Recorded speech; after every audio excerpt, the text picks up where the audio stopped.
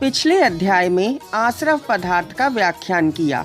अब उसके बाद आचार्य श्री क्रम प्राप्त बंध पदार्थ का व्याख्यान करते हैं।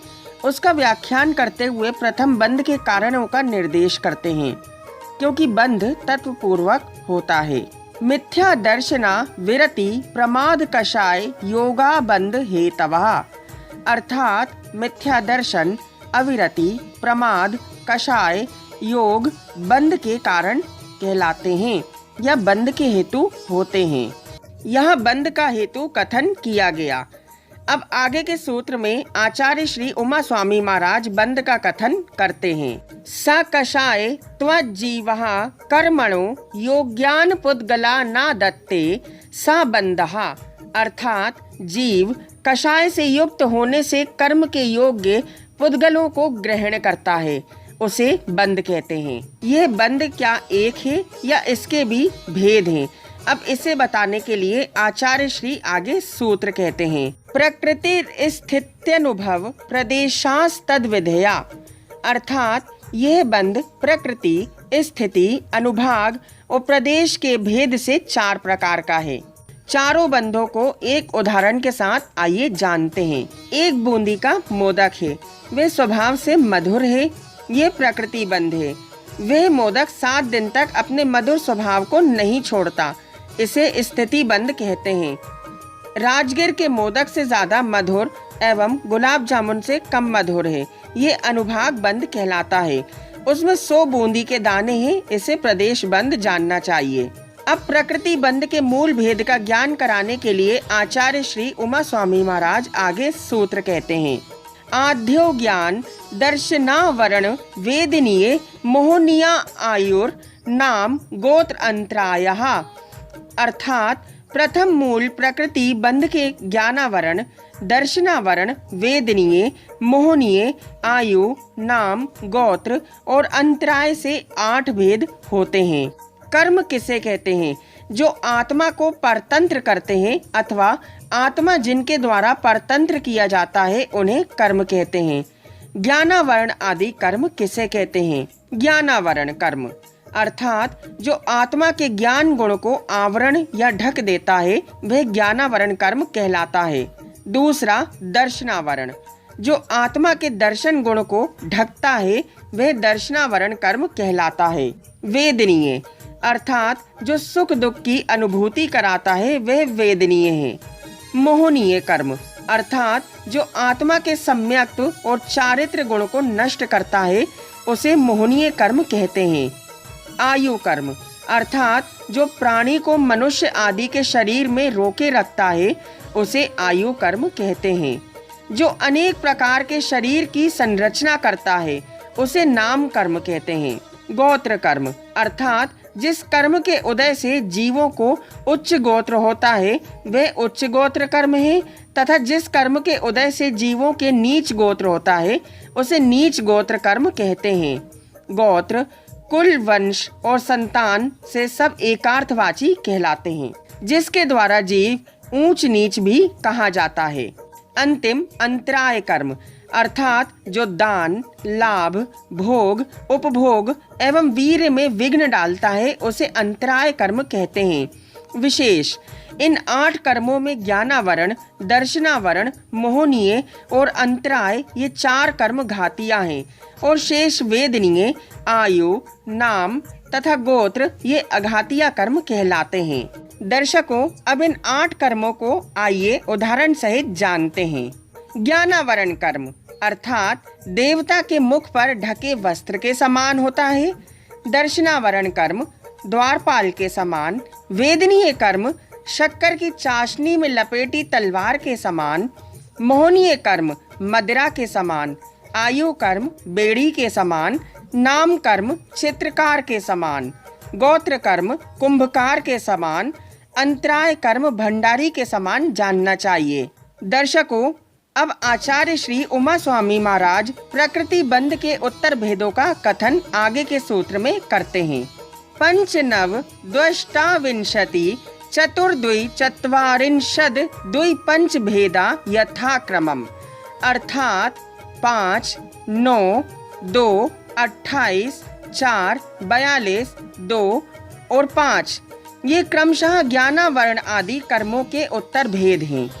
विशेष नाम कर्म की 93 प्रकृतियों में 5 शरीर के 15 संयोगी भंग होने से नाम कर्म को 103 प्रकृतियां होने से कर्म की 158 प्रकृतियां हो जाती हैं। नाम कर्म की 93 प्रकृतियों में स्पर्श आदि की 20 प्रकृतियां हैं।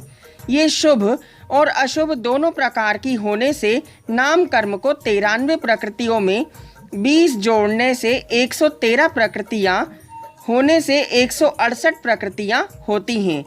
इन 168 में पूर्वोक्त 10 जोड़ने से 178 कर्म प्रकृतियां होती हैं। ज्ञानावरण के 5 भेदों का ज्ञान कराने के लिए अब आचार्य श्री उमा स्वामी महाराज आगे सूत्र कहते हैं।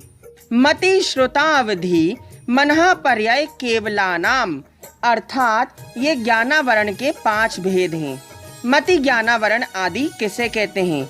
जो मति ज्ञान का आवरण करता है वह मति ज्ञानावरण है। जो श्रुत ज्ञान का आवरण करता है वह श्रुत ज्ञानावरण है।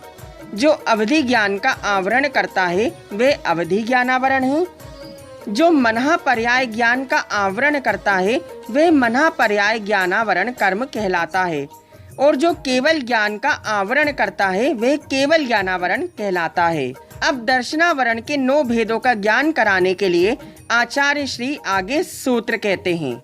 चक्षुर चक्षुर रवधि केवला नाम निद्रा निद्रा निद्रा प्रचला प्रचला प्रचला स्त्यान गृध्यश्च, अर्थात ये दर्शनावरण के 9 भेद हैं। दर्शकों, अब वेदनीय के दोनों भेदों का ज्ञान कराने के लिए आचार्य श्री उमा स्वामी महाराज आगे सूत्र कहते हैं। सद सद वेद्य, अर्थात साता असाता वेदनीय कर्म है। अर्थात साता वेदनीय और असाता वेदनीय ये 2 वेदनीय कर्म के भेद हैं। साता वेदनीय और असाता वेदनीय आदि किसे कहते हैं? पहला साता वेदनीय कर्म, जिसके हृदय से देवादियों में शरीर और मन संबंधी सुख की प्राप्ति होती है, उसे साता वेदनीय कर्म कहते हैं। असाता वेदनीय अर्थात जिसके फल स्वरूप अनेक प्रकार के दुख मिलते हैं, वह असाता वेदनीय कहलाता है। अब मोहनीय कर्म के 28 भेदों का ज्ञान कराने के लिए आचार्य श्री आगे सूत्र कहते हैं। दर्शन चारित्र मोहनिया कषाय कषाय वेदनीयाख्यास त्रिद्वय नव षोडश भेदा सम्यक मिथ्यात् तदुभयान्य कषाय कषायो हास्य रत्य रति शोक भय जुगुप्सा स्त्री पुण्य पुंसक वेदानंतानुबंध्य प्रत्यख्यान प्रत्यख्यान संज्वलन विकल्पाश्चैकशः क्रोधमान माया लोभा, अर्थात ये मोहनीय कर्म के भेद हैं। कषायों का संस्कार काल कितना है? अनंतानुबंधी कषाय का संस्कार काल 6 माह से ज्यादा या संख्यात असंख्यात एवं अनंत भवों तक रहता है।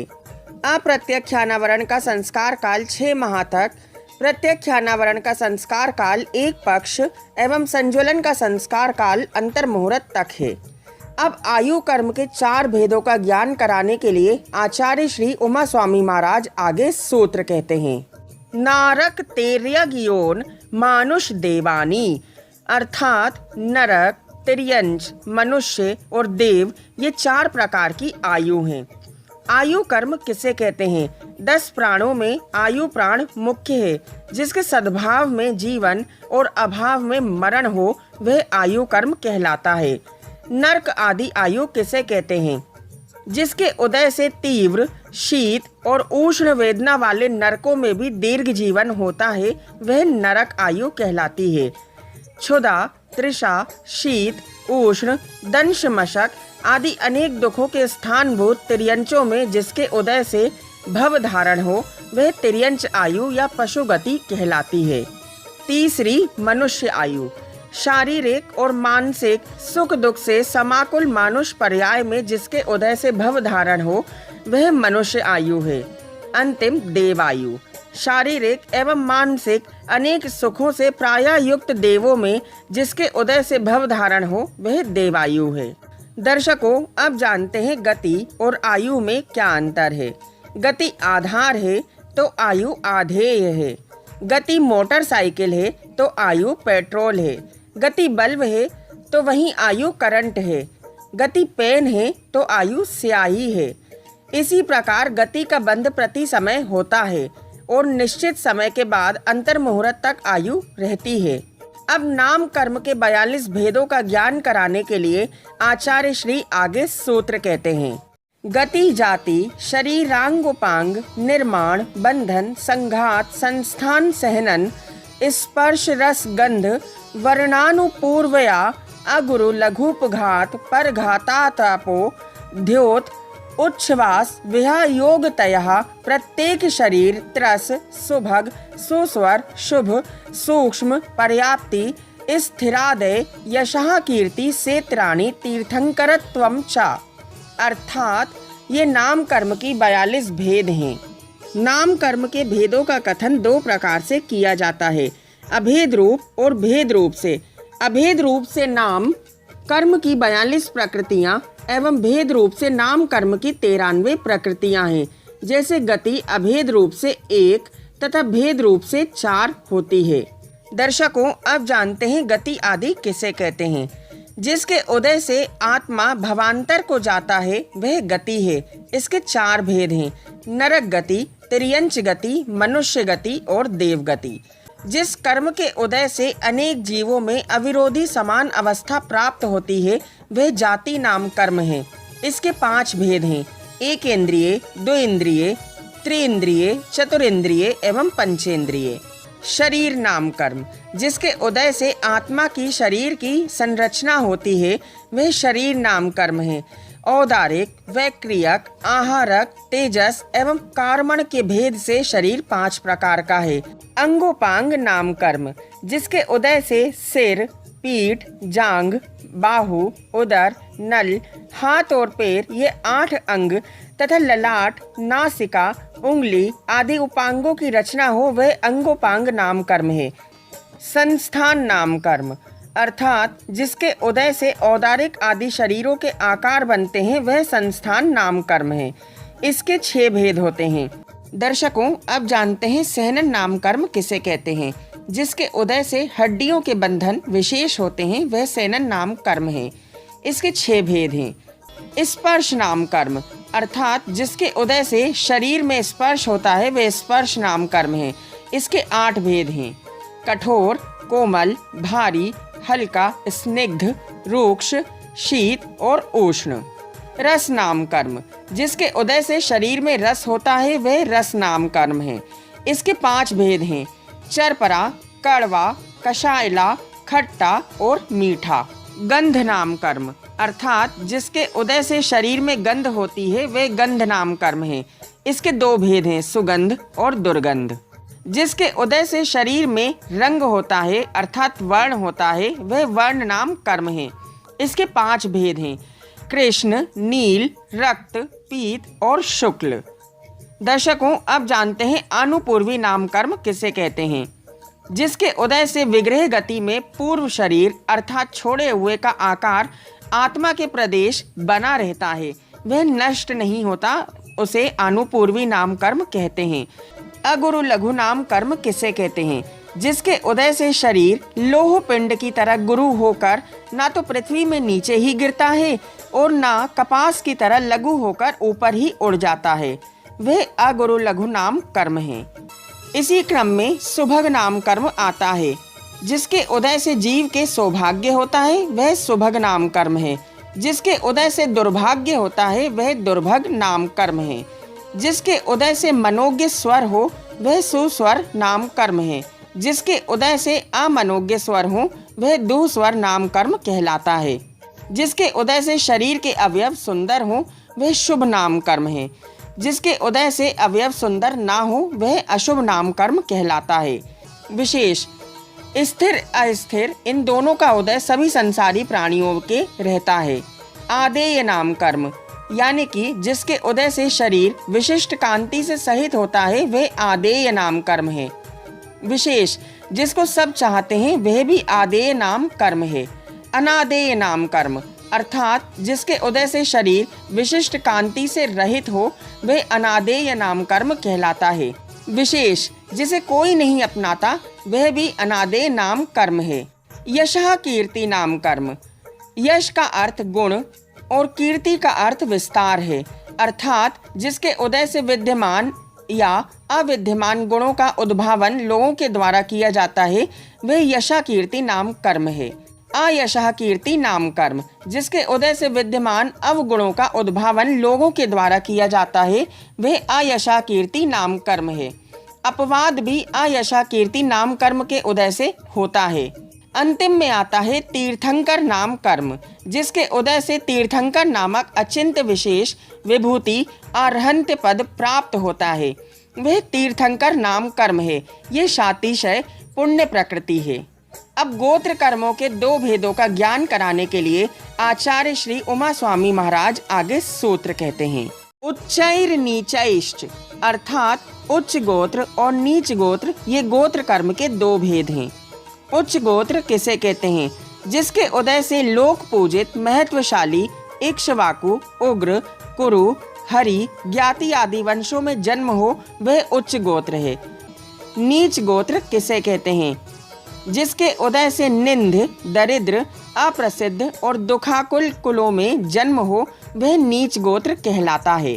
अब अंतराय कर्म के 5 भेदों का ज्ञान कराने के लिए आचार्य श्री आगे सूत्र कहते हैं। दान, लाभ, भोग, उपभोग, वीर्याणाम, अर्थात दान, लाभ, भोग, उपभोग और वीर्य, ये अंतराय कर्म की 5 प्रकृतियां हैं। प्रकृति बंध के भेदों का यहाँ पे कथन किया। अब स्थिति बंध के भेद कहने चाहिए। वे स्थिति 2 प्रकार की है, उत्कृष्ट और जघन्य। उनमें जिन कर्मों की उत्कृष्ट स्थिति है, अब उसे कहने के लिए आचार्य श्री आगे सूत्र कहते हैं।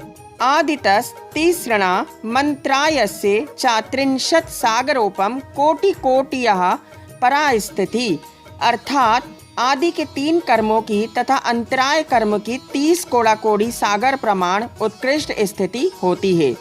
अब मोहनीय कर्म की उत्कृष्ट स्थिति का ज्ञान कराने के लिए आचार्य श्री आगे सूत्र कहते हैं। सप्ततिर मोहनीयस्य, अर्थात मोहनीय कर्म की उत्कृष्ट स्थिति 70 कोड़ाकोड़ी सागर प्रमाण है। अब नाम और गोत्र कर्म की उत्कृष्ट स्थिति का ज्ञान कराने के लिए आचार्य श्री आगे सूत्र कहते हैं। विंशतिर नाम गोत्रयो, अर्थात नाम और गोत्र कर्म की उत्कृष्ट स्थिति 20 कोड़ाकोड़ी सागर प्रमाण है। अब आयु कर्म की उत्कृष्ट स्थिति का ज्ञान कराने के लिए आचार्य श्री आगे सूत्र कहते हैं। त्रयस्त्रिंशत् सागरोप मान्यायुषः, अर्थात आयु कर्म की उत्कृष्ट स्थिति बंध 33 सागरोपम प्रमाण होती है। अब वेदनीय कर्म की जघन्य स्थिति आचार्य श्री इस सूत्र में कहते हैं। अपरा द्वादश मुहूर्ता वेदनीयस्य, अर्थात वेदनीय कर्म की जघन्य स्थिति 12 मुहूर्त प्रमाण होती है। वेदनीय कर्म में 7 वेदनीय कर्म का जघन्य स्थिति बंध सूक्ष्म सांपराय छपक अपने अंतिम समय में करता है। अब नाम और गोत्र कर्म की जघन्य स्थिति आचार्य श्री आगे के सूत्र में बताते हैं।